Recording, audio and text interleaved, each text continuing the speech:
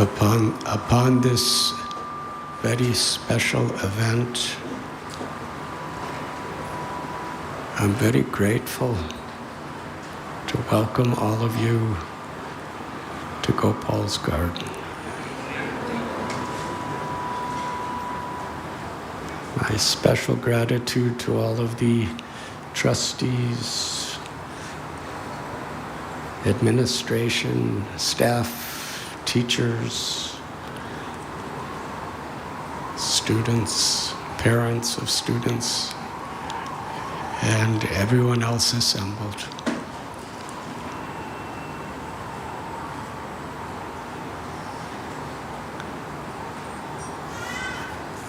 Gopal's garden really did begin like a little seed in a small flat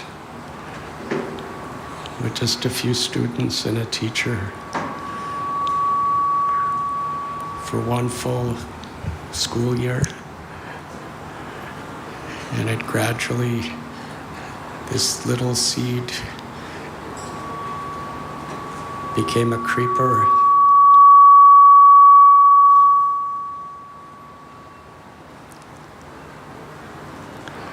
I can tell this is the same sound system crew as our temple.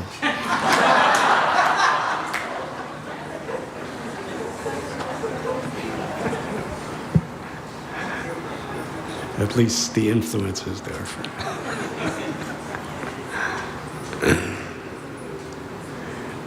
Became 2 flats and then 3 flats. And then this beautiful school. And became a tree, and it's growing higher and higher.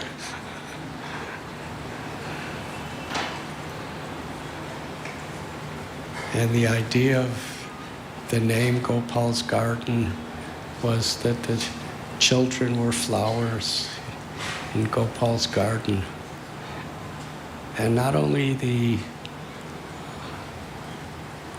teachers and the staff of the school, but our whole community was meant directly or indirectly to care for those little flowers so they can bloom into a beautiful, wonderful, pleasing offering to Lord Radha Gopinath.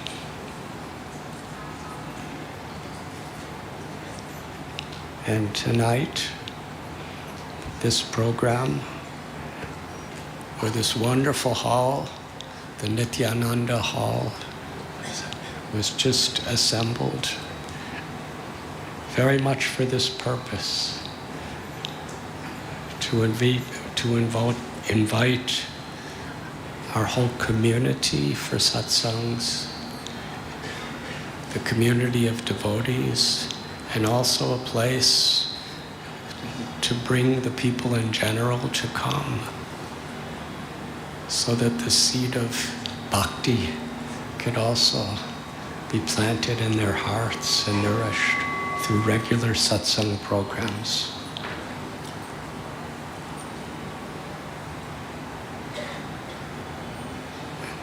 And I am remembering years ago when Radha Gopinath Temple was becoming very crowded and overcrowded, and even more overcrowded because of lack of space. We wanted different places around Bombay where we could have similar programs, especially on Sundays. And it was always a dream that it could happen at Gopal's Garden. And actually, tonight is the inauguration of the beginning of that dream.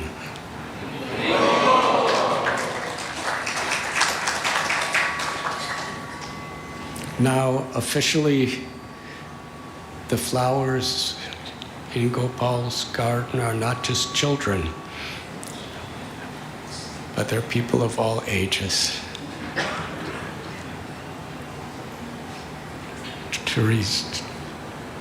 Where we can help each other to grow the creeper of bhakti within our hearts through hearing the teachings and glories of the Supreme Personality of Godhead, and performing Nam Sankirtan, chanting the holy names of the Lord, taking shelter of the holy names of the Lord, and finding the true joy of Sri Radha and Krishna's blessings through kirtan. And all in the association of a community of devotees, where we are striving to inspire one another to have very deep foundation of faith in the purpose of life, and enthusiasm to follow the path that leads to that perfection in life. Lord Chaitanya very much synthesized the Bhagavad Gita, the Srimad Bhagavatam, all the Vedas and Puranas with this understanding of Sambandha, Abhideya, and Prayojana. To understand what is the goal of life.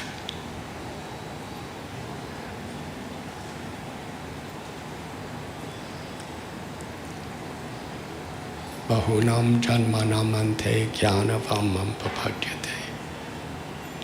Vasudeva sarvamiti samahatma sudurlava. After many, many births and deaths, those who are acquiring knowledge, when they finally come to the point of true higher understanding, they surrender to Vasudeva. They take shelter of the Supreme Lord.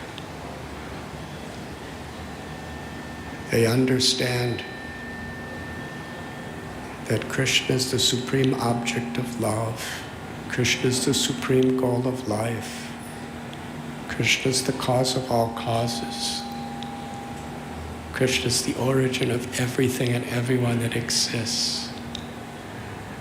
And I'm a part of Krishna. And the true nature of the soul beyond the temporary encasings of the body and the mind is we are beyond birth, we are beyond death. But why? Why are we beyond death? Because we're a part of God, who is the supreme Bhagavan, who possesses all opulences forever in their completeness. The nature of the soul is we want to be happy. We're attracted to pleasure. And Krishna's name is Ram. Rama means the reservoir of all pleasure. Krishna is Karuna Sindhu. He's an ocean of compassion, an ocean of kindness. He's Prema Sindhu. He's an ocean of love.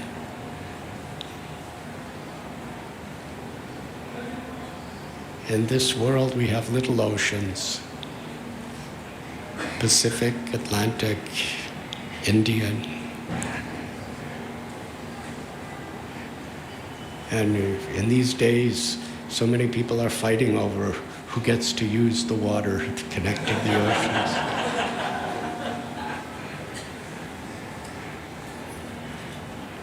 But beyond the universe is the causal ocean.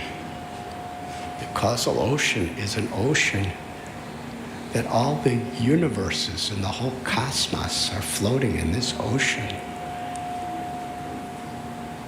There's no possibility of human beings making a map that can show the length, the breadth, the width of the causal ocean. Karunadakshayi Vishnu, Mahavishnu, is laying in that causal ocean. And his size from the pores of his body. And the pores in his bodies are comparatively to his size like the pores of our bodies. I'm sure our doctors know exactly the dimensions of a pore of a body. But it's a very insignificant part of the body, and how many pores are there? Yet Karunadakshayi Mahavishnu, the great Vishnu, limitless universes emanate from the pores of his body. That means a whole universe can fit through that pore. So what is the size of the causal ocean? And even that ocean is within the context of the Mahatattva, or the external energy.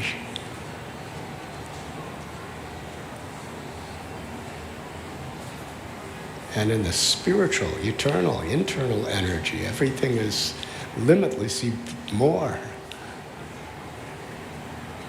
So when we speak of an ocean, we're speaking beyond Indian Ocean, beyond the causal ocean, beyond the ocean of light, the Brahma Jyoti.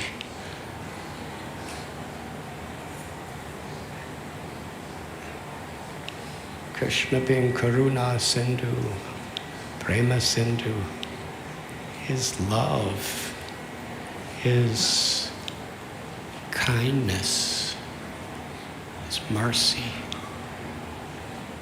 is beyond the concept of depth of these oceans.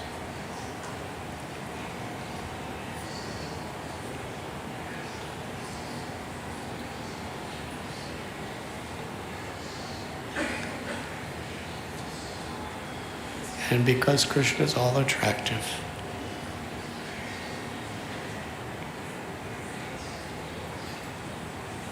every aspect of Krishna's body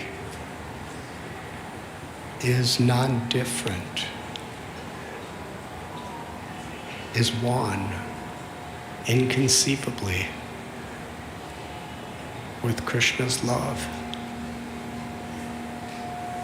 In the spiritual world, his every word, his every glance, his every motion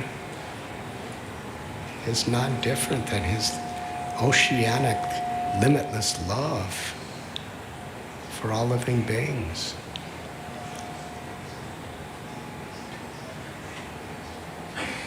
Krishna's oceanic love is manifested in his beauty, in his wealth, in his fame, in his knowledge, in his renunciation. He's Bhagavan. Therefore, he's all attractive. And the soul, it's not that we're just born for this purpose. It is actually the very nature of our existence forever. Nityo nityanam chaitanas chaitananam. That one supreme object of all love, the eternal, we are all subordinate, dependent upon, part and parcel of Krishna.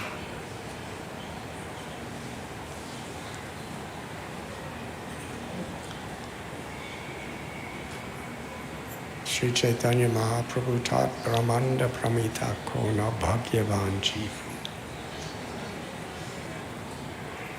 That after the soul often travels through millions of births and so many different universes looking for pleasure, looking for relief from pain.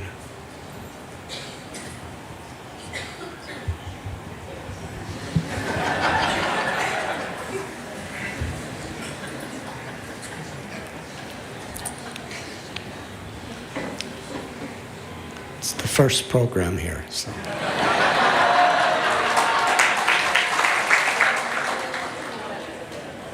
Hopefully it will not always be like this. Even the realizations of the sound system are a seed and it's growing into a flower in Gopal's garden.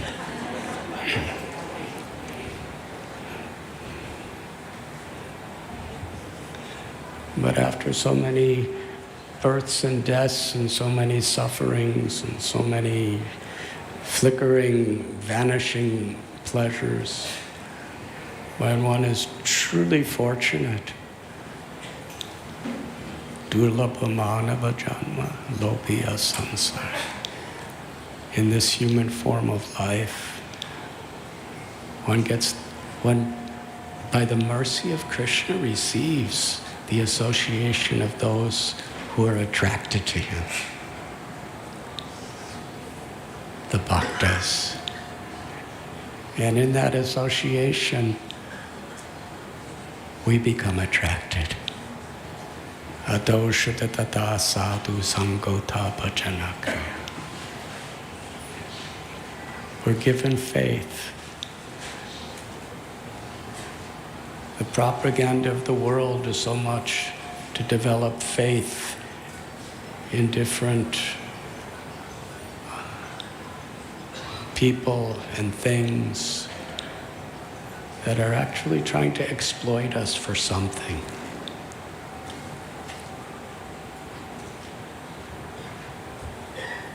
But the true nature of faith is to be directed toward truth.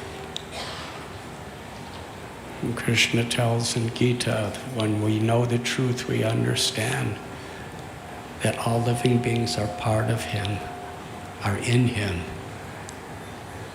and we all belong to Krishna.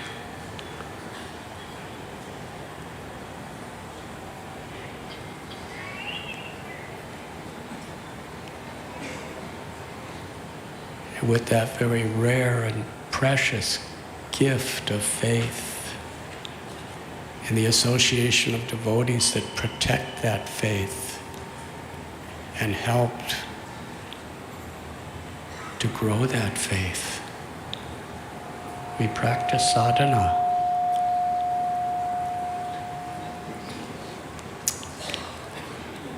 Could anyone here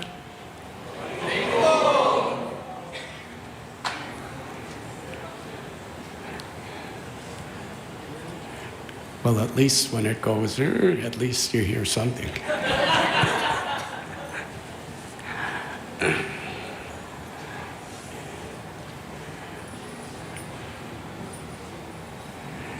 And the ultimate goal of all of our seva in spiritual practice is to love Krishna. And that is why we are so grateful and so happy to all the great devotees who have manifested this Nityananda Satsang Hall. For all the people in this section of Mumbai.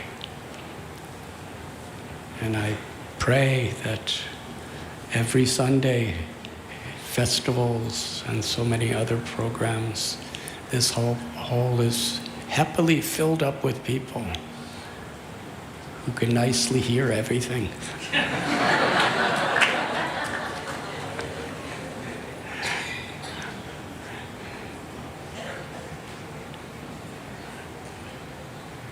When Sri Chaitanya Mahaprabhu first revealed to the world his devotion in the role of a devotee. Srivas Thakur, his first words were, "Now our family will expand. Now let our family expand." That was Lord Chaitanya Mahaprabhu in his devotee's mission. The Lord comes to this world to show compassion by reminding all living beings of what our true happiness and goal of life is. To give us an understanding that we are strangers in a foreign land in this material world. And yet our Supreme Mother, our Supreme Father, they're always waiting for us, always calling us home, back to Godhead.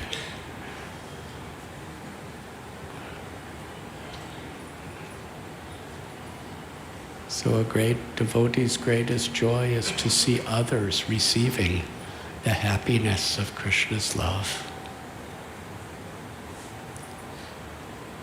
And the more we actually begin to love Krishna, the more we realize that our true happiness is in seeing more and more people learning to love Krishna and finding the real happiness of loving Krishna. And nobody can be forced. Krishna gives every jiva the independence to make our choices.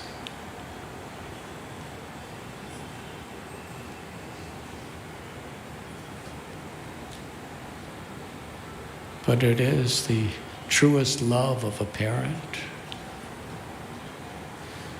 to give a child the greatest possible opportunity to choose.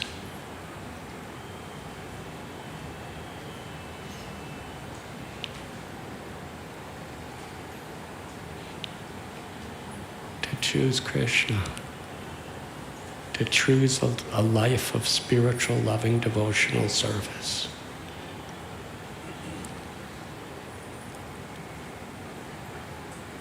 And it's actually the duty within the broader family of humanity and the family of all living beings that we're all trying to give each other as neighbors, whether we're in teaching, education, business, science, technology, medicine, farming,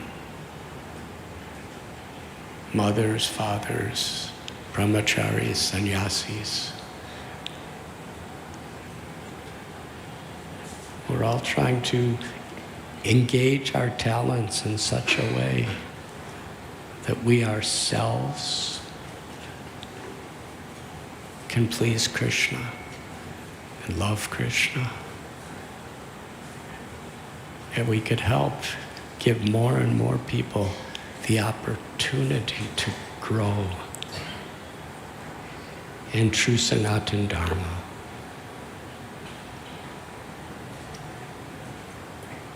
So I'm so very happy. Gopal's Garden is now not only a school for our children, but it's Krishna conscious adult education.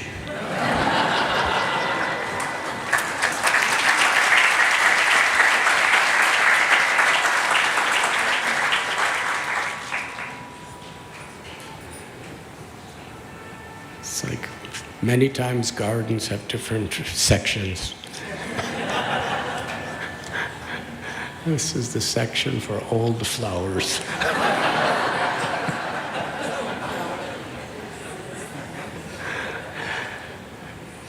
And young flowers everywhere.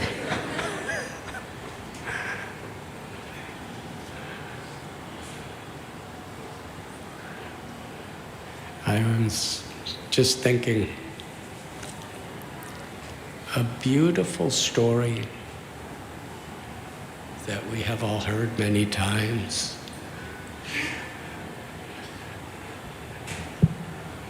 Wherein in the Supreme Lord's pastimes, we could recognize the wonderful, wonderful dynamics in pure devotional service between generations.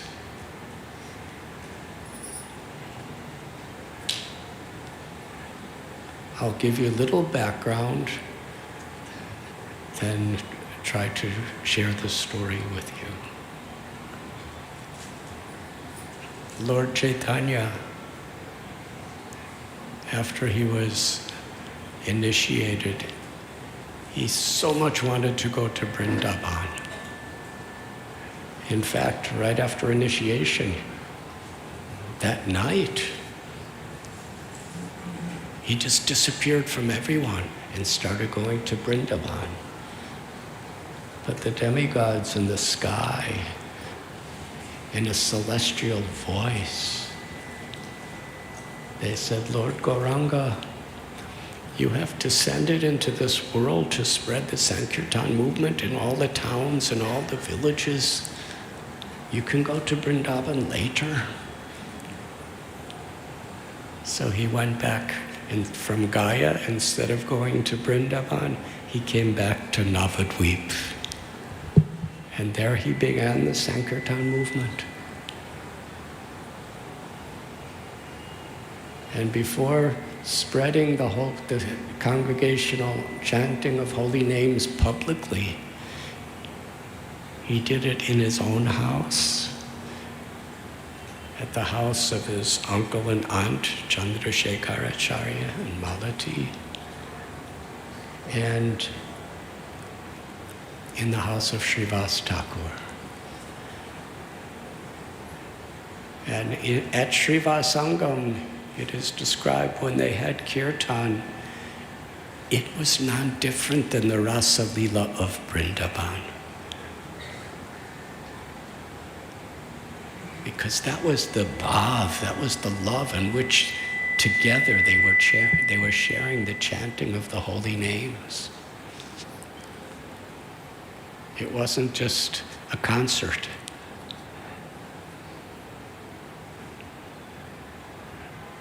What do they call it? Bhajan clubbing or something like that? It was much more than that. It was actually manifestation in the bhav of their hearts of the Rasa Leela of Vrindavan.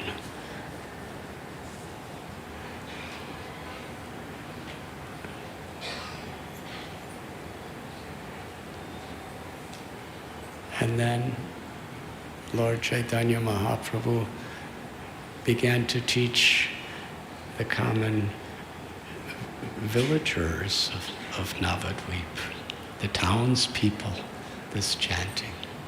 And soon Lord Chaitanya Mahaprabhu, just to please him, by his association, and this is how the pastime teaches us, because he loved them so much.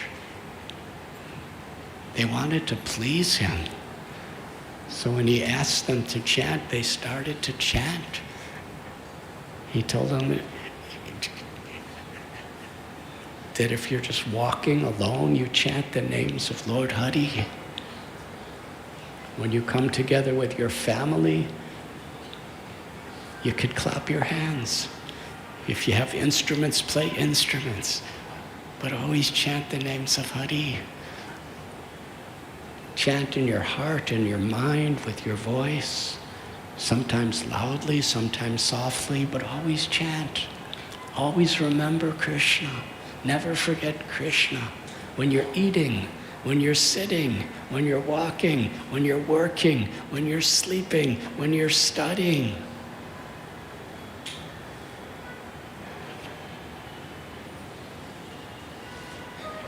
Now, a simple question is, how could we be absorbed in thinking of Krishna when we're studying? We're trying to do our job. If we have nice association and nice sadhana, then the names of Krishna, the remembrance of Krishna is just naturally there in our hearts in whatever we do. And when we're doing it as a service to please Krishna, just knowing that our goal is to please Krishna, to take care of Krishna's family, both in our own little household as well as the world, then that's remembering Krishna.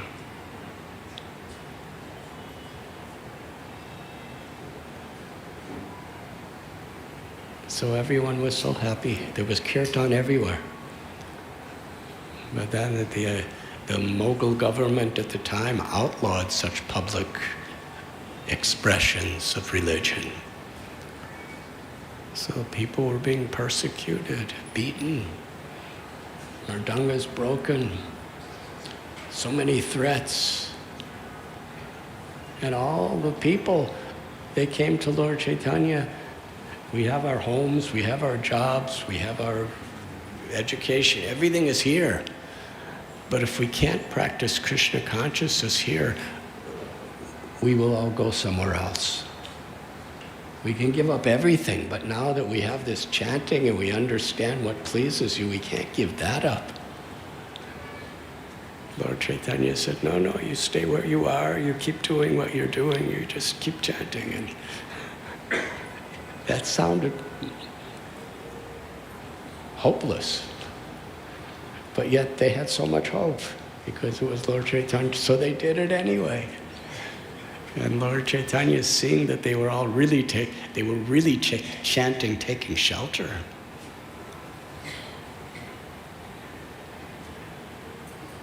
When it's like that, you have to be serious.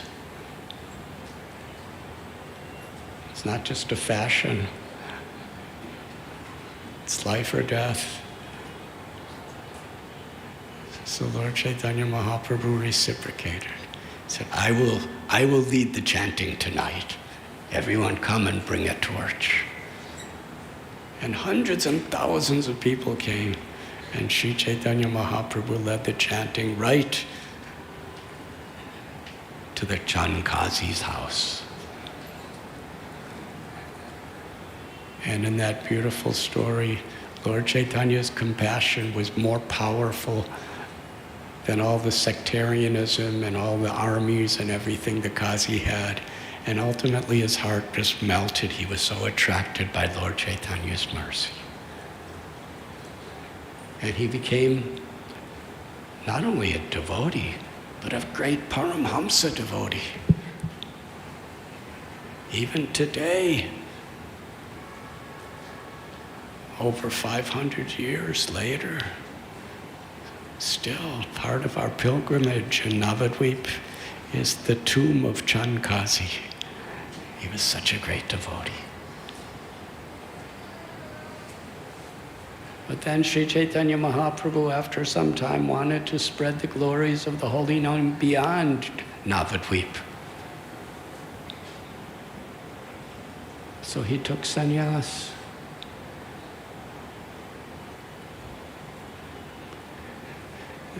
Bhakti is so reciprocal. Sarva dharman parityasya mamekam sharanam praja. Krishna is asking us to renounce certain things to please him, to serve him, to love him. But when Krishna comes in this world, he renounces so many things out of his love for us.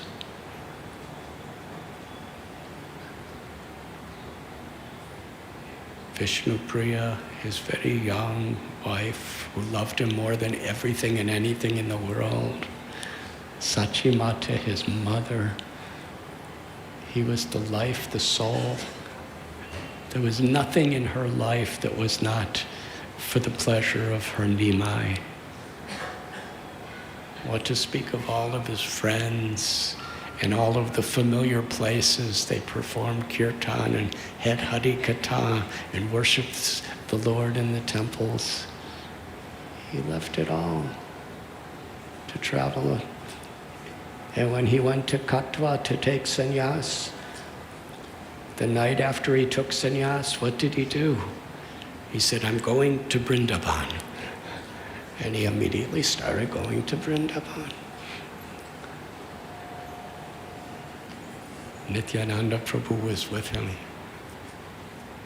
Mukunda Datta, just a few people. And then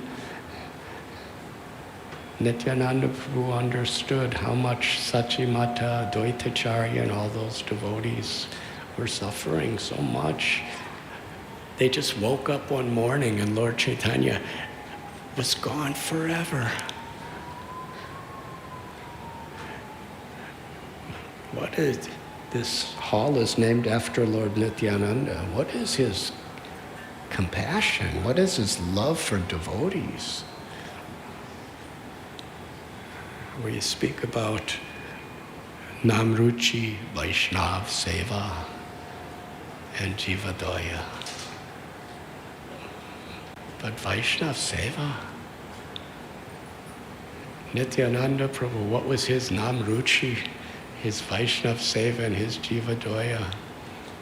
Jivadoya, he delivered Jagaya and Madhai and accepted beatings on his head. And here, if there was just you, maybe one or two other people, and Lord Chaitanya Mahaprabhu taking you to Vrindavan, would you be happy? Can you imagine? Lord Chaitanya is taking him to Vrindavan in this really small yatra, very intimate yatra.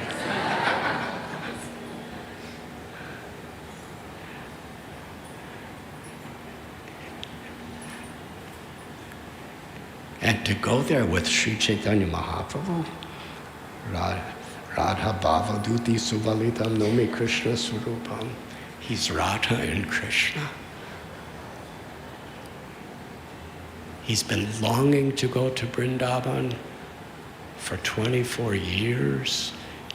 And this is the first time he's going to be there with Lord Chaitanya for that event.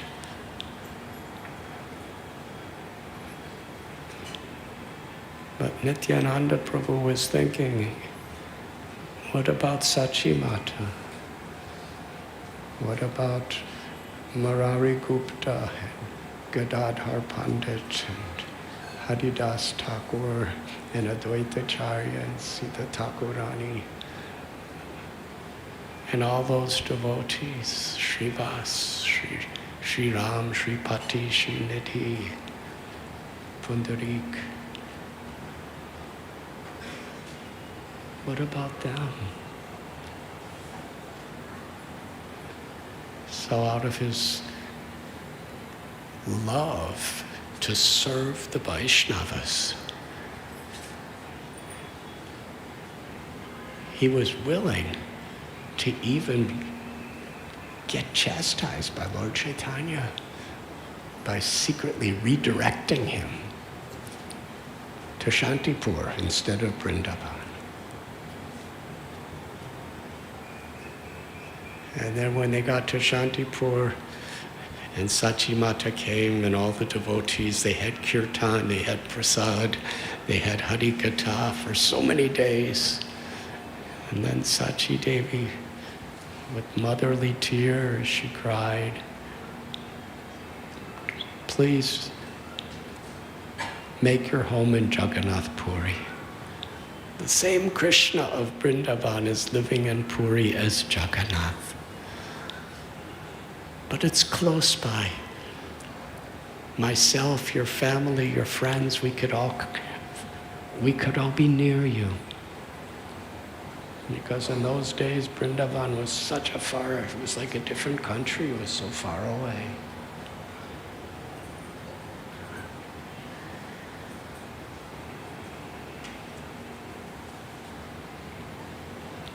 And Lord Chaitanya went to Puri.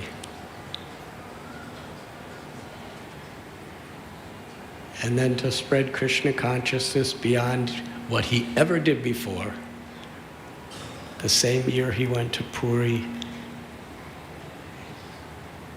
he commenced his tour of South India. There's countless people, whoever saw him, whoever met him, on the roadsides, in the cities, in the towns, in the villages, in the forests. He gave everyone Krishna Nam and Krishna Bhakti and Krishna Prema. And that South Indian tour was about 2 years. And he came back to Puri and he told his devotees, I want to go to Vrindavan. My heart is yearning to go to Vrindavan. And they were thinking if he goes, he may never leave. He may never come back. And that was, they were only thinking of their own hearts, but they, like Nityananda Prabhu, they were thinking of all the other devotees' hearts too. What will he do to all these devotees?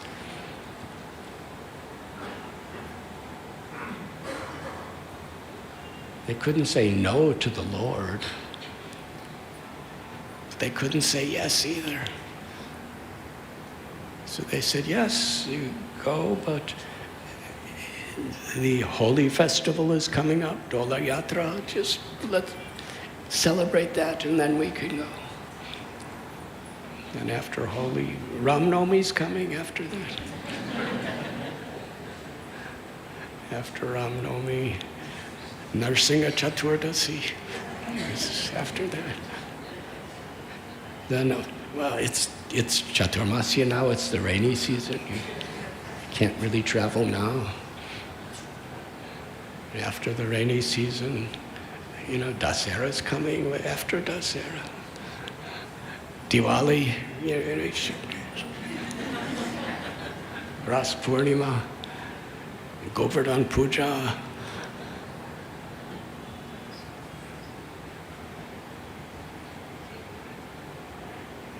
And he was saying, please give me your blessings to go to Vrindavan.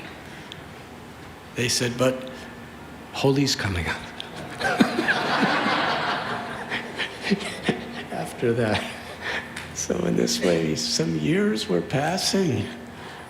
And Lord Chaitanya he didn't want to displease his devotees. He was so exemplary that even though he's the supreme absolute truth, the controller of all controllers, he's not, we address every one of the devotees as Prabhu, but he's Mahaprabhu. He's the supreme master of all masters.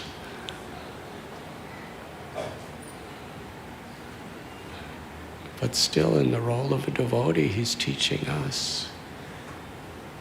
Whatever he would do, even when he took sannyas, somehow or other he got the blessings of Sachi Devi and of his most intimate associates. And he didn't want to go to Vrindavan without getting mercy and blessings of his devotees. But seeing his heart, finally, they said, oh, we'll give you our blessings, but they didn't say it like that, but yes, you go, but we'll all come with you. And that's what happened. He left, and everybody came with him. But he wouldn't let Gadadhar Pandit go, because Gadadhar Pandit was Pujari. And how serious Lord Chaitanya took the responsibility of a Pujari. This story reveals something very deep. Sri Chaitanya Mahaprabhu was seeing the deity as Krishna himself. And by Krishna's arrangement, the deity's name was Gopinath. And because he lived in a little garden, he was Tota Gopinath. And Gadadhar Pandit, Sri Chaitanya Mahaprabhu discovered that Gopinath deity and entrusted it in the care of Gadadhar Pandit. And Gadadhar Pandit, he committed himself to take care of Gopinath for the rest of his life. And actually, Gadadhar Pandit was he was on the innermost level of the most intimate friends of Lord Chaitanya. Nityananda Prabhu, Gadadhar. In fact, when Lord Chaitanya first manifested his role as a devotee, Sachi Mata, she saw how Lord Chaitanya was doing things so ecstatically. She prayed, she instructed, requested Gadadhar that you're the lifelong friend of my Nimai. Please stay with him always. And he was. When Lord Chaitanya moved to Puri as a sannyasi, most of the others, they had to go back to Navadvip, Shantipur, Shrikanda, and all those places. But Lord Chaitanya kept Gadadhar Pandit always with him.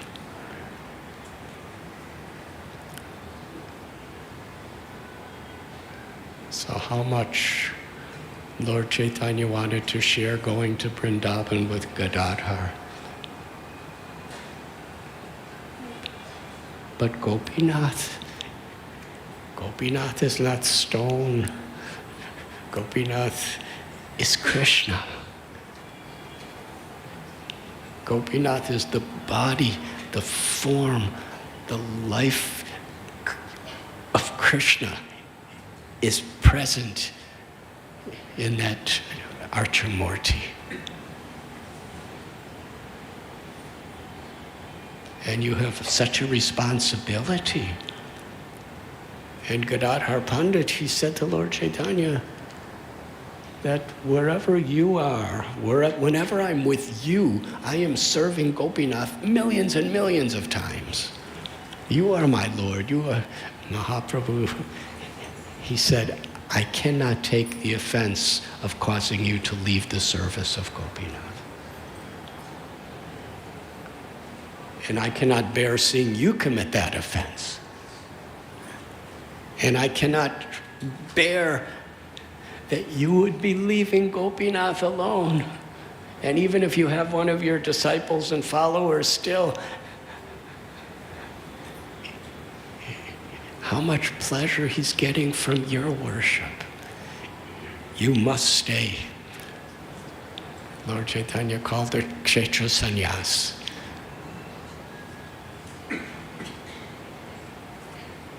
You have made a promise. And it's interesting because Srila Prabhupada shared that same spirit when he would install deities in a temple. He was for the deity's pleasure and to the extent we commit ourselves to take responsibility, to dedicate ourselves, to make sacrifices for the deity's pleasure. That's how devotees make spiritual progress. Actually, that's the very reason why Krishna appears as a deity, so that we can take personal responsibility and make personal sacrifices, seeing the deity as Radharani and Krishna.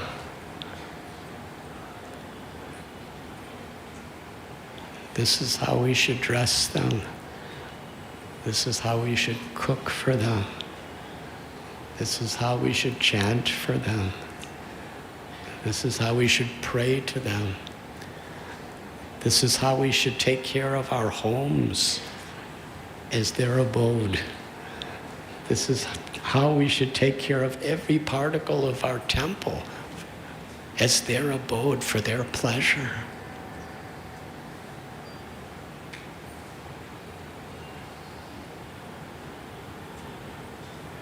And that's why Sri Rupa Goswami describes, I just heard a recording of Srila Prabhupada yesterday. He said this. I'm going to quote him. He said, there are 10 offenses to the chanting of the holy names. But Rupa Goswami, Sanatana Goswami, Lord Chaitanya, they said there's 64 offenses in worshiping the deities.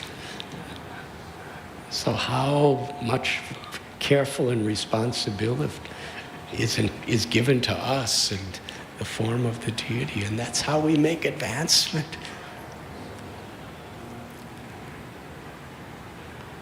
So this is actually a very, very dramatic section of the Sri Chaitanya Charitamrita. Gadadhar Pandit cannot live without Lord Chaitanya. His whole life he was with him.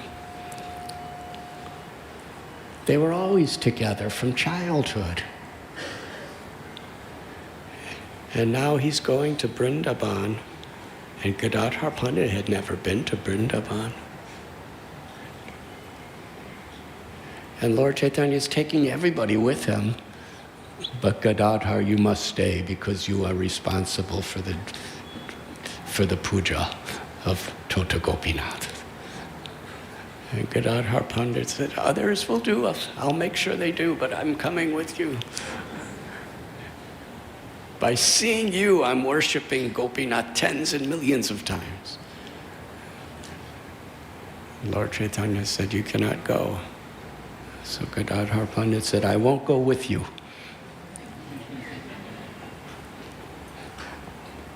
I'll go to visit Sachimata. He was actually, so Lord Chaitanya was with his group, which was a big group, and Gadadhar Pandit was separately. So he was simultaneously going, but not with him. And then they came to a river, and just before crossing the river, Lord Chaitanya actually was very strong. He said, you are displeasing me very much. You must take care of Gopinath.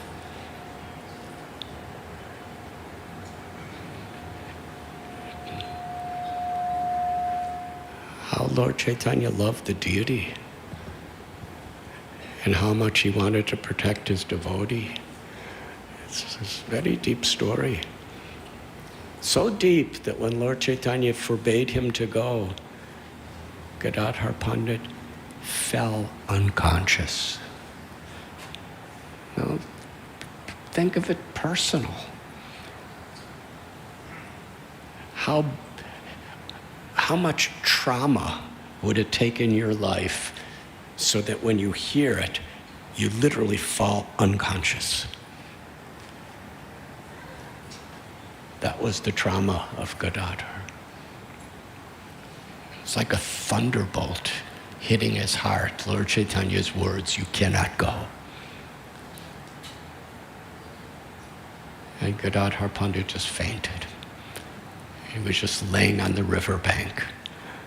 And Lord Chaitanya, on the boat, he crossed the river. And Sarvabhauma Bhattacharya, he was staying back too, because he kind of had the same type of promise to Lord Jagannath in Puri.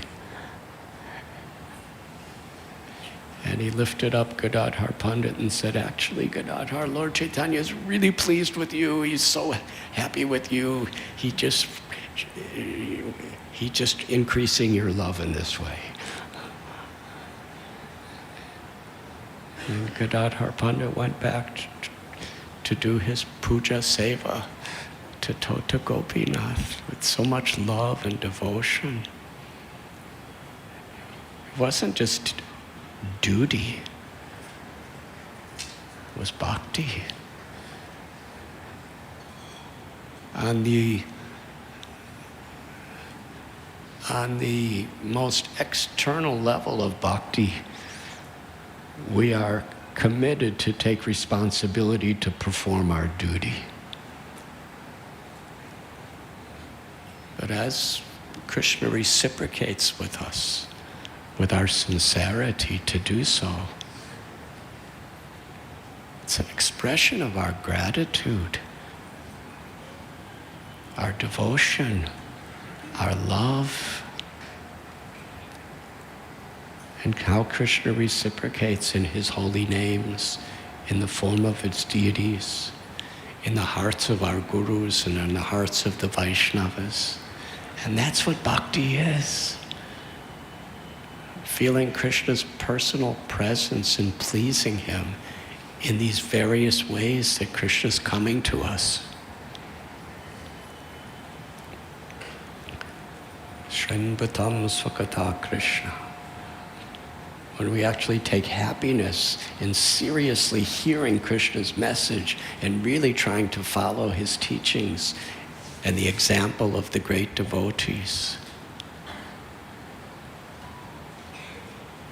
That is a wonderful, beautiful, transcendental way in which Krishna is being present in our lives. By receiving our service and enthusing us to serve.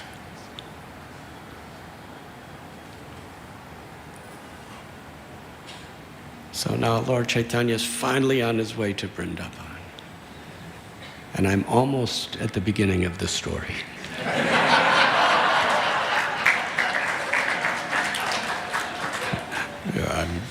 This is totally unplanned, actually. I was just going to talk about gardens and flowers, but somehow I'm talking about this. But Lord Chaitanya was getting messages from Rupa and Sanatan and Anupam, and we know their story. They really wanted to serve him and to love him. They never saw him. They just by hearing about him, they knew that he was Krishna. And they wanted to surrender everything to please him. But they were chief ministers of a whole kingdom under the Mughal king. Now Hussein, and they didn't know what to do. They had such responsibility. They were given so much wealth. They had so much knowledge, so much popularity, so much power. But because they were so humble and so eager to serve, Lord Chaitanya took a detour. Because if you look at a map, Ramakeli is not a direct route from Puri to Vrindavan. He specially took everybody all the way to Ramkeli just so that he could meet Rupa and Sanatan. And that was the kingdom where the Nawab Hussain Shah was living along with his ministers. And kirtan was totally illegal to do publicly.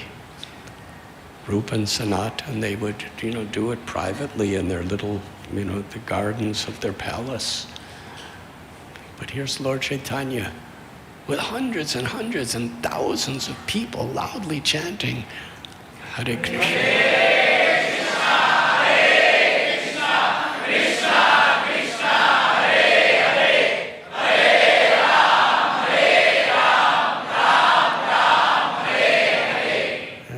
Prabhu was dancing and dancing throughout the whole city. And the king, he asked one of his ministers, what's going on out there? The person said, this sannyasi, He has such a beautiful golden form. And he's chanting the names of Krishna. And tears are flooding from his eyes like rivers. And all his limbs are trembling and his hairs are standing on end. And sometimes he jumps in the air and he falls to the ground. And he's describing all these ecstatic symptoms and how Lord Chaitanya is inducing millions of people to be chanting and dancing with the same type of ecstatic love as him. Children, common farmers, educated, uneducated, all castes, all communities, they're all chanting and dancing with him. And he just gazing upon everyone and loving everyone, and everyone's... I've never seen anyone with this influence, with this ecstasy, with this beauty.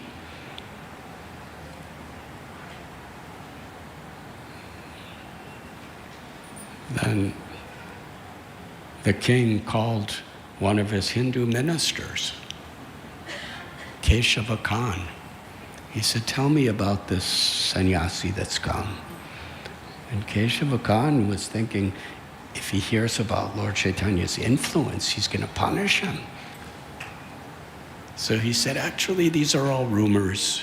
Don't listen to these rumors. So many rumors. You see, it's not that you need internet to have rumors. Even in those days, there was rumors. He said, he's just a beggar, he's a sannyasi, he's very, very nice, but, he's just, a few people are with him, and he's singing and dancing with them, nothing serious. He's just an ordinary sadhu. And the king became very angry. He said, you are committing great offense. You are calling him just an ordinary sannyasi? And then the king started glorifying what he heard about Lord Chaitanya. He said, in order for me to get people to surrender to what I want, I have to pay them lots of money, or I have to threaten them to be punished. But this person has millions of people doing everything he wants, and he doesn't give them anything except his love. No one could be like this unless they are the supreme personality of Godhead. He's the one God who has come to my kingdom, and he's spreading his mercy in such a way. And you're calling him an ordinary beggar? This is an offense. I declare that anyone who interferes with his kirtan will be punished by me. And he can do kirtan anywhere he wants. And then the king called for his chief ministers, Rupa and Sanatan. He said, who is this? And they said, you're the king, so you're a representative of God, so you should know. Whatever powers you have, you're getting from him.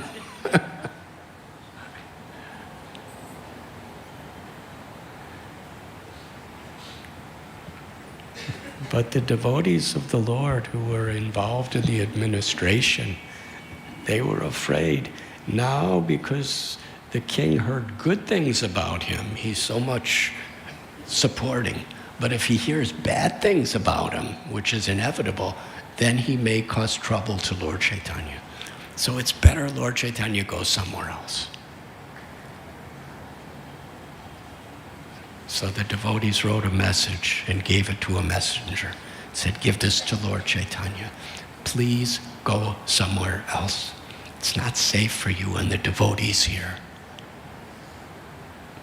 Well, Lord Chaitanya he was so absorbed in kirtan.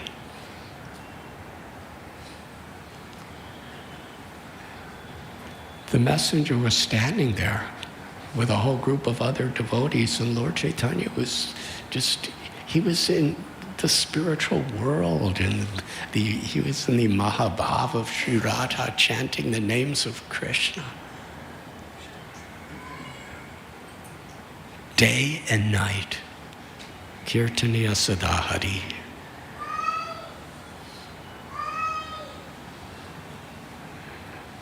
Haribol.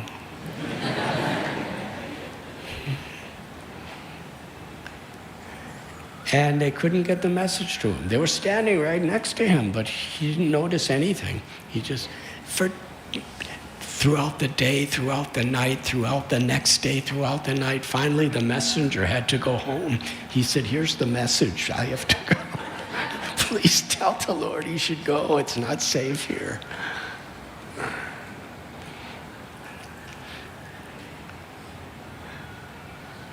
And after several days, Lord Chaitanya, what was the nature of his kirtan, his absorption? They didn't have to announce, everyone turn off cell phones. Nothing could have disturbed or distracted the kirtan of Sri Chaitanya Mahaprabhu. But he's as the Paramatma within the heart of every living being. He understood that the devotees were afraid. And he said many things, but one thing was really interesting. He said, why are you afraid? What can the king do? If the king actually wants to come to see me, then let him come to see me. That's what I've descended to this world, is to attract people to come to see me. And hardly anyone wants to come to see me. And this king, if he actually wants to see me, then let him come to see me. And if he doesn't want to see me, then what is the fear? There's no problem at all. And then he said, unless I inspire from within the heart, unless I personally inspire a person to want to see me, nobody could want to see me. We have our free will, but even our free will is so much based on Krishna never interferes with our free will, but to make the right choice is only possible by Krishna's mercy.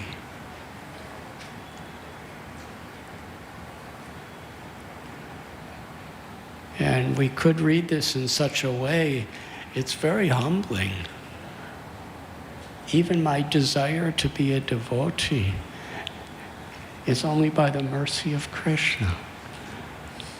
A devotee's not even proud of his own free will, because he sees that everything, including my free will, is completely dependent on the mercy of Krishna. And that mercy is coming through the devotees.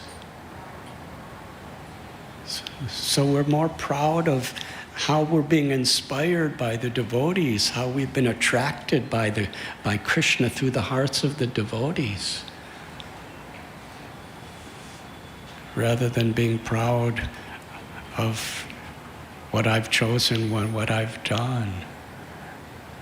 We're proud of the mercy of Krishna and Krishna's associates who've actually inspired me to use my free will in this way.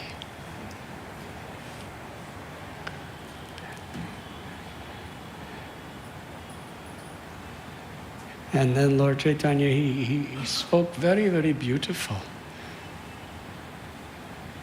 He said, if the king comes to see me, he said, that's what I've descended for.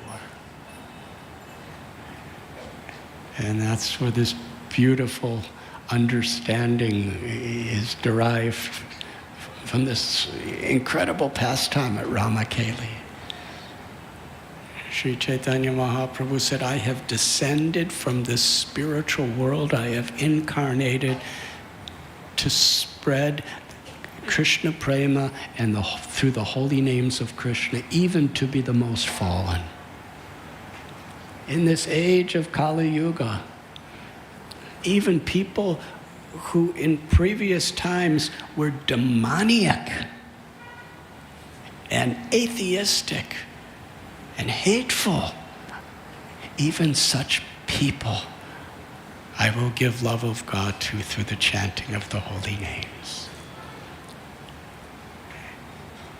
And he proclaimed, in every town and village throughout the world, let my name be chanted.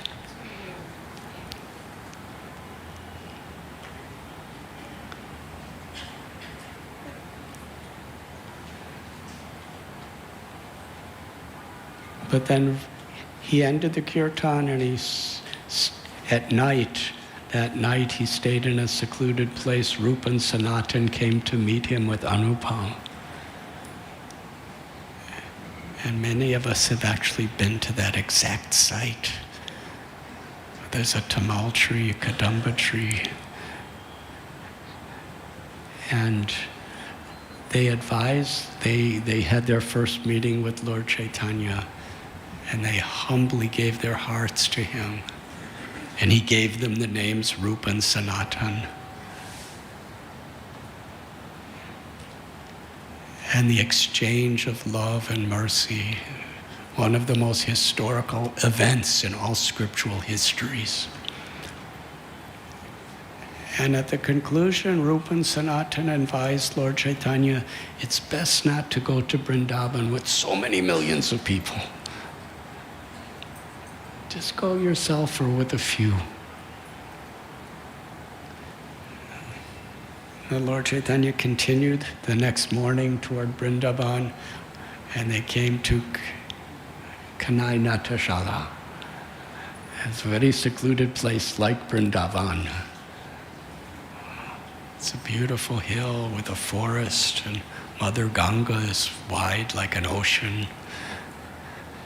And she's surrounding on three sides this forest hill. And Lord Chaitanya, he was there. He turned to the devotees and said, I will return to see Nilachala, Chandra, Lord Jagannath. And he turned, instead of going toward Vrindavan, he turned in the southern, eastern direction back to Puri.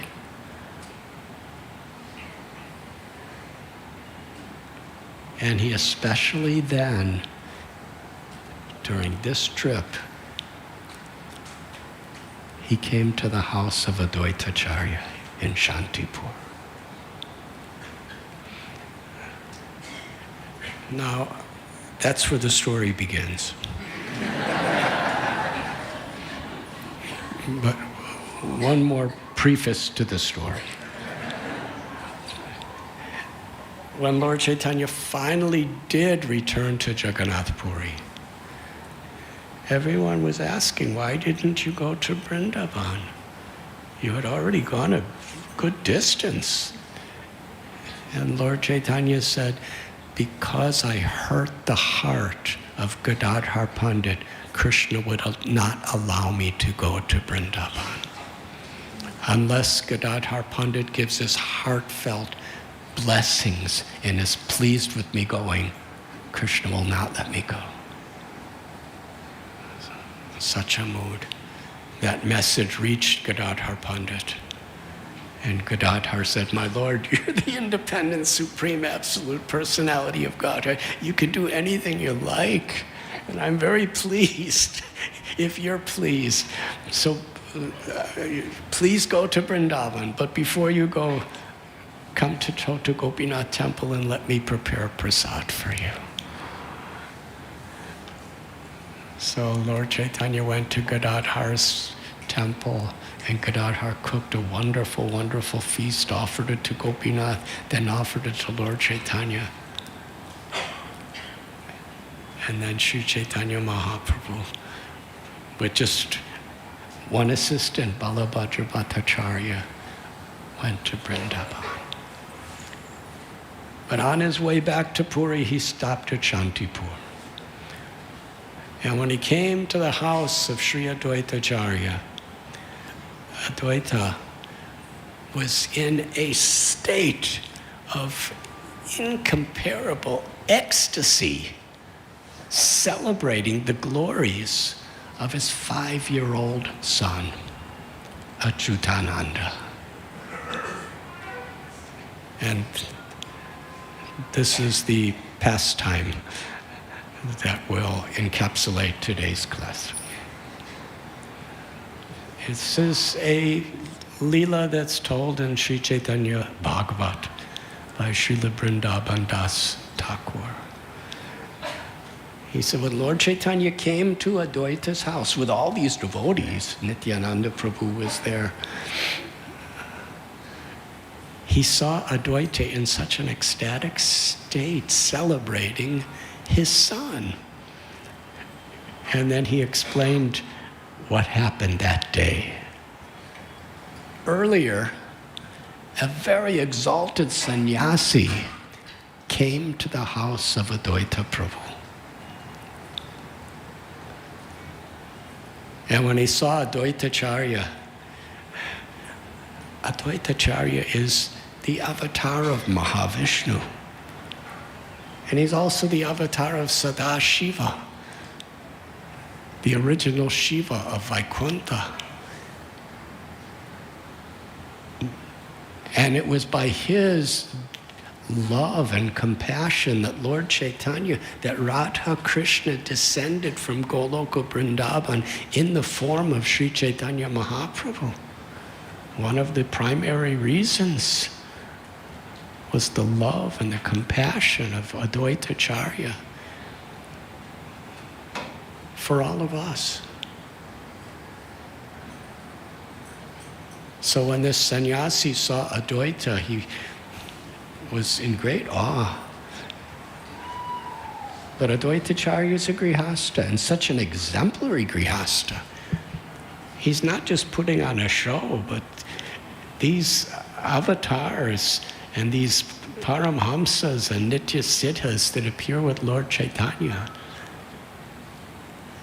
they're not only liberated souls descending from the spiritual world, but they're so immersed, as Lord Chaitanya is, in his role of a devotee and a servant of a servant, that they're immersed in loving service in that role.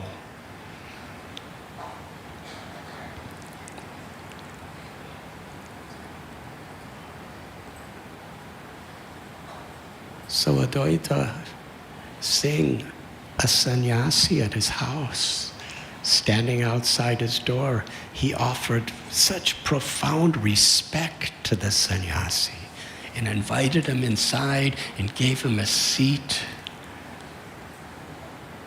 and said, please, let me give you prasad.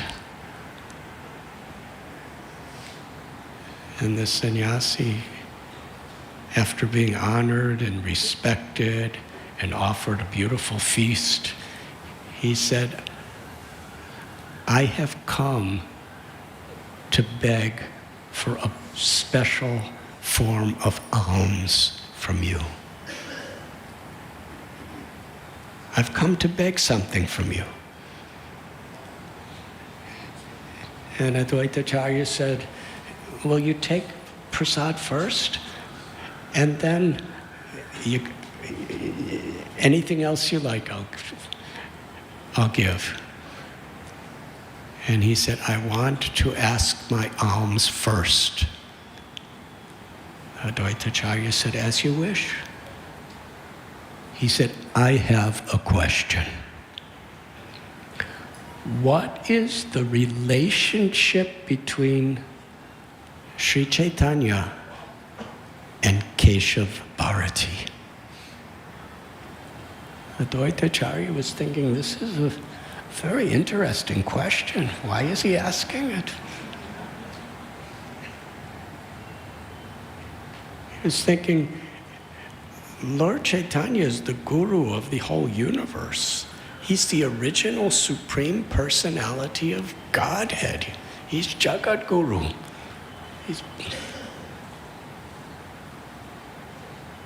And that we know. But at the same time, from a social role that he's taking, he accepted Keshav-Bharati as his guru.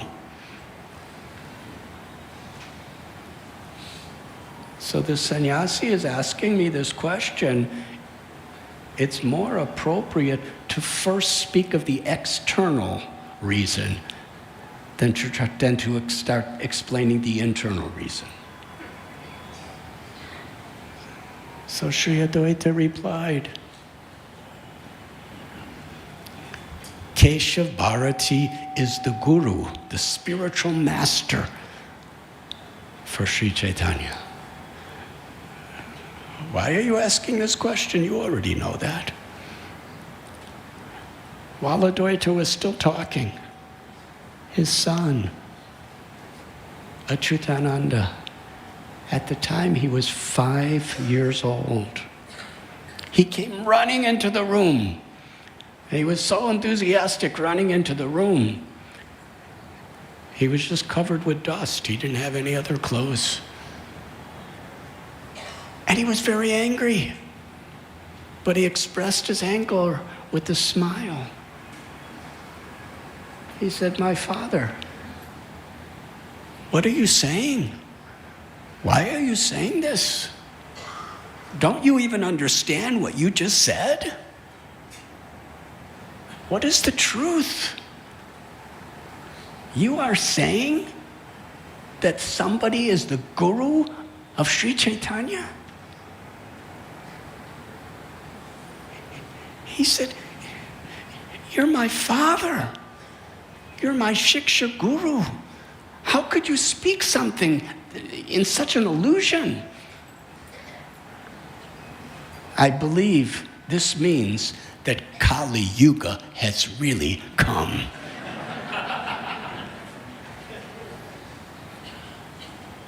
Or is it, my father, because you're in Maya? The illusory energy is so powerful it even bewilders Lord Brahma and Shiva, and now it's bewildering you? Unless you are influenced by the illusory energy of Maya, how could you possibly say something so false as that Lord Chaitanya has a guru?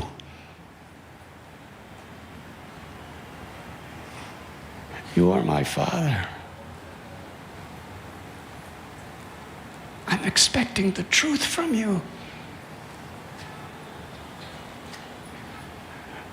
When Achyutananda said this with an angry smile, Advaitacharya, and then after he said that, he became silent. Advaitacharya's heart, his whole life was flooding with ecstasy. Tears of love started pouring from his eyes, and he just lifted up Achyutananda and cried out, my son, today you are my father and I am your son." Actually, before this, Achyutananda was in proving his case.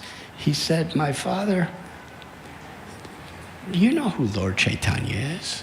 He takes the form of Mahavishnu in the causal ocean, and from the pores of his body, all the universes are manifested. And in each universe, he becomes the super soul of that universe, Garbhodakshaya Vishnu, and Lord Brahma springs from a lotus flower from his navel, from the navel of our Sri Chaitanya. And Brahma is completely bewildered. He doesn't know who he is, where he is, what he's supposed to do, why he's supposed to do it. And then he's inspired by our Lord to worship the Lord with pure unalloyed devotion. And then Lord Vishnu, who is our Lord Chaitanya, instructs him in the science of knowledge of the highest truth. And Brahma instructs Sanat Kumar and so many other great souls. And in this way, all knowledge of truth has descended in parampara. And it's all coming from Sri Chaitanya. And my father, you are saying he is a guru? At that point, Advaita embraced his son. You are my father. I am your son. Today you are my guru. He said, Advaita Acharya was so proud. And Advaita Acharya prayed to his little son as he was embracing him and bathing him with tears, please forgive my offense for speaking like this. I promise I will never speak these things again. And then Advaita, he put down Achyutananda and he was clapping his hands and he was chanting the holy names and praising his little son. He was a very elderly man. And Achyutananda was just looking down, very embarrassed, hearing himself being glorified. And it was at that moment that Lord Chaitanya arrived. And he saw this whole scene.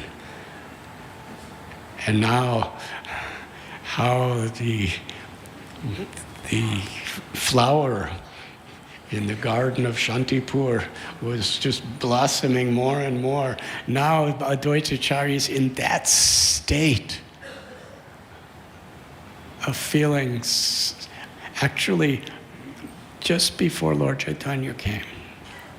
I'm sorry, I'm going back and forth. The sannyasi, he saw this. And the sannyasi, they both completely forgot about him because Advaita was so absorbed in glorifying his son. The sannyasi was thinking, how exalted is this 5-year-old boy, Achyutananda? How exalted is the father and how exalted is the son, like father, like son. And then the exalted sannyasi offered his dandavat pranams, offered his respects to Achyutananda and his father. And then chanting the holy names of Krishna, he left. And at that point, Advaita Acharya was dancing and singing the glories of his son. And Lord Chaitanya appeared. And when Advaita saw Lord Chaitanya, he came running and offered his dandavat pranams to Lord Chaitanya Mahaprabhu.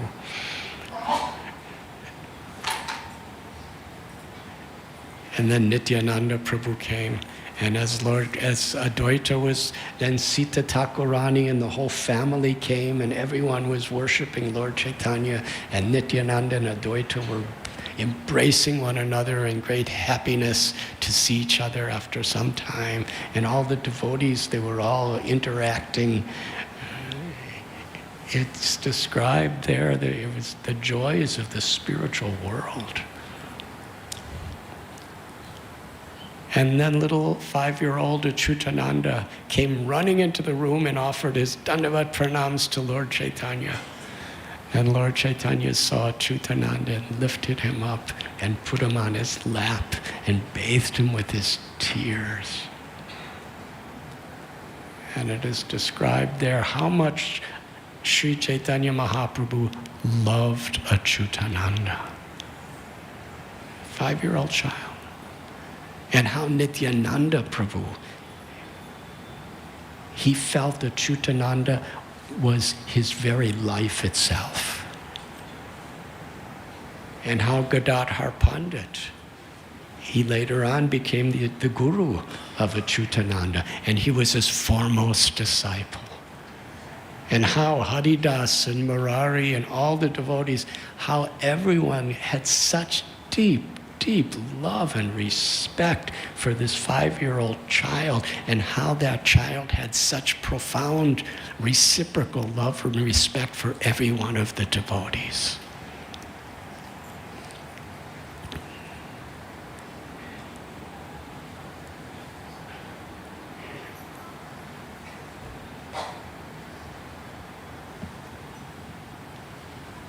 This is the spirit we should try to remember here at Gopal's garden.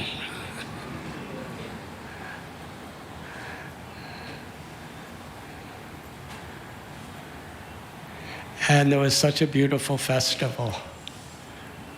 And Advaitacharya, like Nityananda Prabhu, when they're experiencing the love of the presence of Sri Chaitanya Mahaprabhu, they're just thinking of everyone else. That's when the flower is, when a beautiful flower grows and blossoms,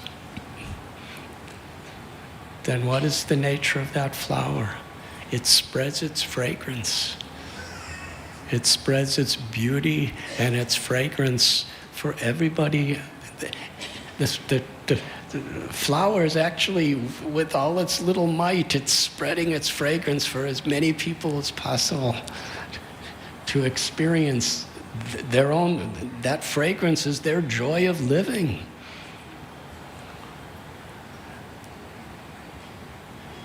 So the joy of Krishna consciousness through the fragrance of preaching, of compassion, of kindness. We don't want to just keep it for ourselves. We want to share it. So Advaitacharya was thinking of all the devotees in Navadvip and Sachimata. So he immediately sent a messenger on a palanquin to bring Sachimata and the devotees of Navadvip to Shantipur to see their son.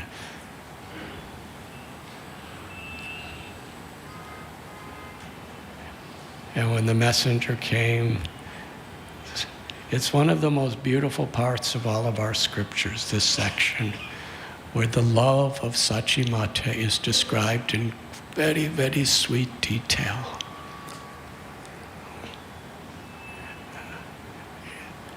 When Lord Chaitanya took sannyas and left home, Sachimata was feeling just like Yashoda Mai after Akrura took Krishna out of Vrindavan. She was just seeing him everywhere and crying for him.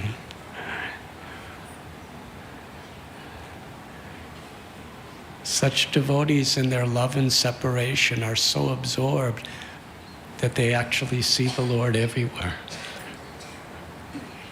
This idea of viraha bhava, when you're feeling the intensity of separation from Krishna, then from within your heart, you're seeking Krishna in everything. And when you're seeking Krishna in everything, you're feeling Krishna's presence in everything, everywhere, in everyone. And that was her spirit. And when she heard the news that Nimai is in Shantipur and she's being invited, she immediately boarded the palanquin, and Murari Gupta and so many of the other devotees of Navadvip, they all joined her. And very quickly this procession all arrived at Advaita Bhavan. And here now, his name is Sri Krishna Chaitanya Mahaprabhu. He's the crushed jewel of sannyasis. He's the most exalted of all scholars. He's the ultimate Paramhamsa. But when he saw his mother, Lord Chaitanya is described, he repeatedly offered his Dandavat pranams to his mother. And then again and again, in honor and respect and reciprocal love, he circumambulated his mother. And then for several pages, he's praising her devotion.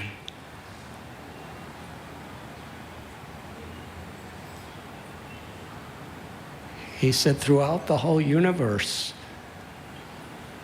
the touch of the Ganga and the touch of Tulsi, one becomes purified.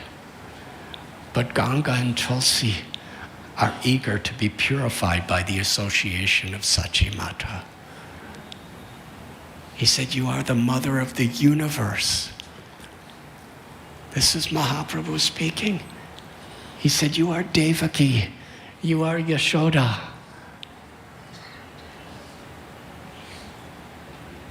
You are Anasuya, you are Kausalya, you are Devahuti, you are Prishni, you are Aditi,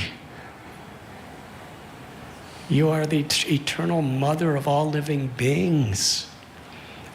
All living beings and all life is dependent upon your love. And whatever devotion, whatever love, whatever happiness in Krishna I have in my life, it's only because of what I've learned from you and what you have given to me. And Lord Chaitanya said the same words to his mother as Ram spoke to Hanuman. And Krishna spoke to the gopis. He said, the love you have given me, it's impossible. There's no way I could ever repay you. I request that you be satisfied with the goodness of your own heart as the compensation.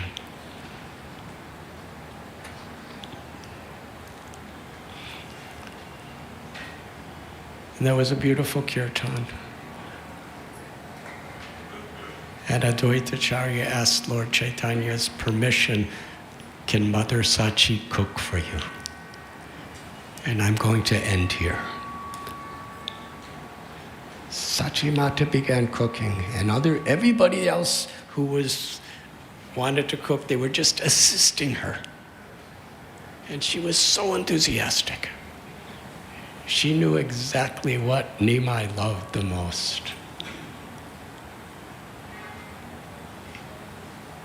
There's this section of Sri Chaitanya Bhagavat, there's wonderful glorification of Lord Chaitanya's affection for sak, or spinach. Simple leaf. Patram pushpam balandaya. Offer me a leaf. Spinach is also a leaf. Knowing how much Lord Chaitanya loved spinach, she made 20 varieties of sak. And then every other vegetable she had, she made between 10 and 20 varieties of sabjis with each vegetable. And wonderful rice. And when Lord Chaitanya was eating that rice, Sachi Mata was watching him. And Lord Chaitanya was praising each of the types of sak. Because each one Lord Chaitanya gave each one a name. He took one preparation and said, anyone who eats this spinach will achieve pure unalloyed devotional service to Krishna.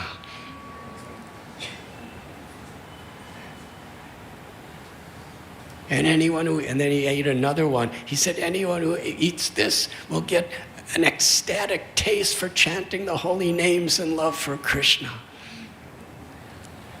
And then he tasted another one. He said, anyone who eats this will be healthy and free from disease and happy to engage his whole life in pure devotional service to Krishna. And in this way, Sri Chaitanya Mahaprabhu was praising each preparation of the prasad. He said, what to speak of seeing Anyone who tastes this rice or these sabjis, anyone who sees it, anyone who smells the fragrance of it with faith will be given the perfection of pure devotional service to Lord Krishna.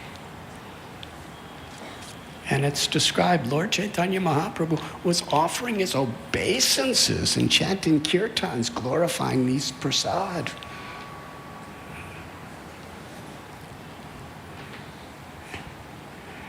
And after he was praising each preparation like this, and tasting it and crying in ecstasy as he was smelling it and seeing it and tasting it and touching it, he felt so purified by Sachimata's love. When he completed his prasad, he went to wash his hands, and can you imagine what that Mahaprasad was?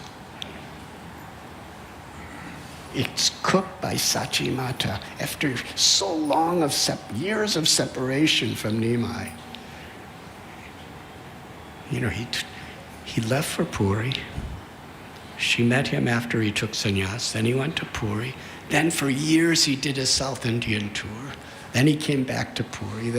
And so it's been years since she's seen him. And all the love of her, of what she put into that prasad for her Gauranga, and all the love and ecstasy they were witnessing of Lord Chaitanya tasting that prasad. And now that Mahaprasad remnants is on the plate, and all the devotees wanted it. And they were all trying to justify who could get it. They were lovingly having debates. Of course, everyone got, but still, it was like special spice of how they were enthusiastically sharing the value of this prasad with one another.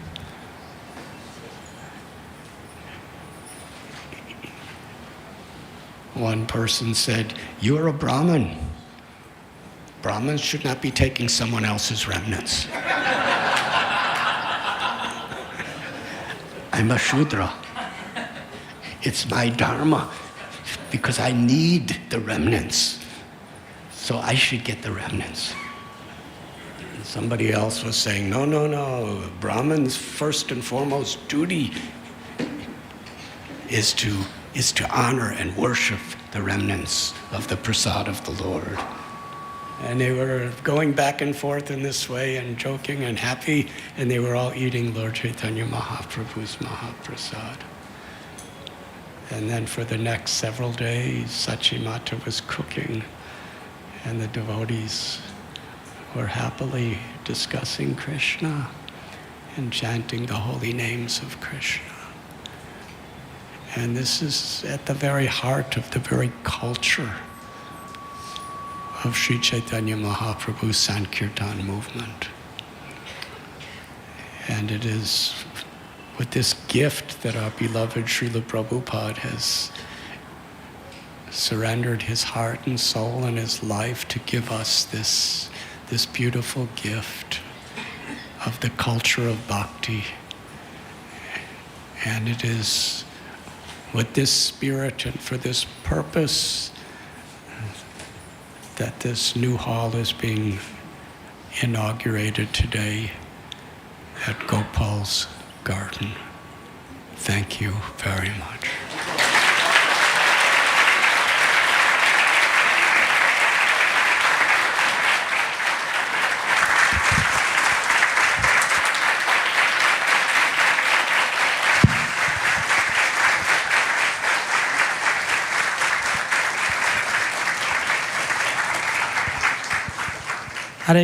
Hare Krishna. So Maharaj has very kindly inaugurated that portion of the garden where we can find ourselves to be so wonderfully nourished. And taking this whole discussion of the garden forward.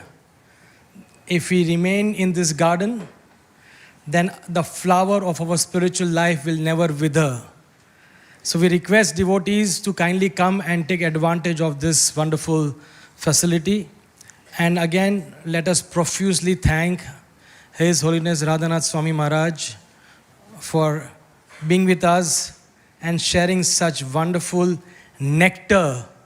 And we were like the bees hovering around the nectar.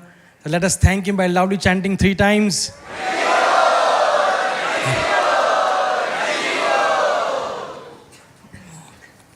And as Maharaj mentioned, that unless and until Krishna allows you to be inspired, you cannot be attracted and come to meet him or his devotees. Very beautiful statement. So I'm a bit little confused on how do I put it, because if I say that those who have come for the first time for the program, everybody will stand up, because this is the first program. So I can't really say that.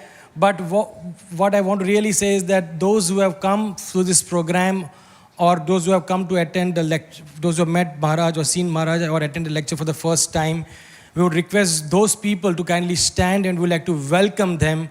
So those who have been coming first time for this such a program, please stand wherever you are, and we would like to welcome them. Please.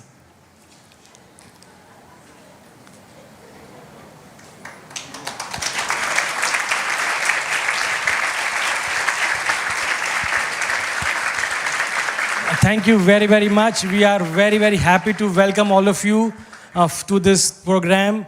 And please consider this to be your program, and kindly keep coming regularly for this program. And most important, we thank all of you, for being part of this program and participating so wonderfully. There are some wonderful speakers who are being scheduled in the upcoming events, and I just wanted to share with you all. The next program is on the 19th of April. We are going to have a fortnightly program for a few months. The next program is 19th of April, and we have scheduled His Grace Gauranga Darshan Prabhu to be coming and addressing us. The next after that is of 3rd of May. We have Nanda Dulal Prabhu from the temple coming and addressing us. And the next is 17th of May, which is the first day of the Purushottam Adhik Maas. And we have His Grace Gauranga Prabhu scheduled to address us. So we have 3 wonderful weeks, 3 scheduled events. And then we will keep on updating you. As you go out, if you are already not part of that events at GGHS WhatsApp group, there are different scanners put outside. Kindly scan them. You will be regularly getting updated on the various events that are going to be happening here. As part of the prasadam, we will have wonderful kirtan now, but after kirtan, for prasadam, the men are requested to kindly go from behind, from here, and go down, and your prasadam is on the ground floor. The Matajis, you have to go exit in front, and your prasadam is on the first floor. Of course, those men who need lift, they can very well go and use the lift, but otherwise those who are capable to walk down can go down, and as many people can walk down, it will be much easier to go down. If you need the lift is available. Yeah, first lot is mothers and children on the first floor. And last but not the least, today's prasadam has been sponsored by one of the well-wishers who does not want to be named. So we thank that person for this wonderful gesture. Chanting 3 times.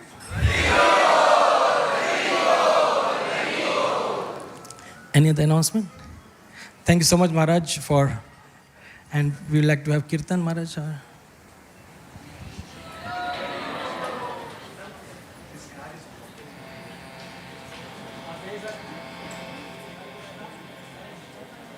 There is a car MH580141 blocking the way. MH580141. Please immediately remove it.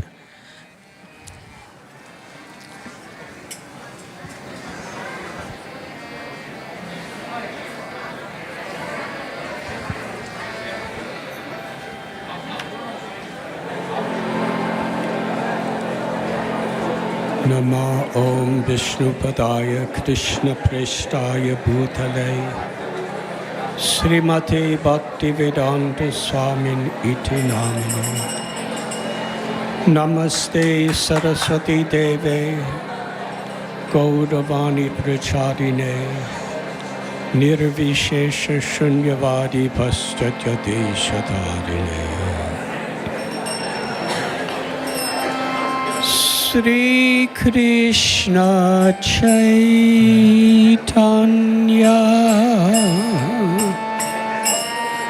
Prabhu Nityananda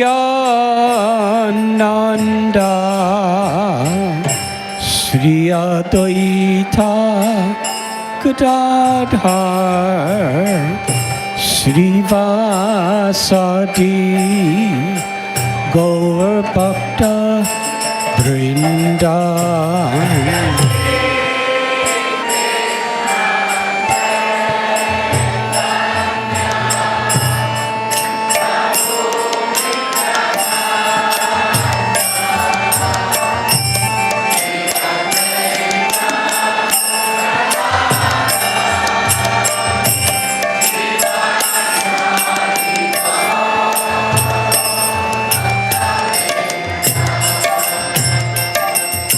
Sri Krishna Chaitanya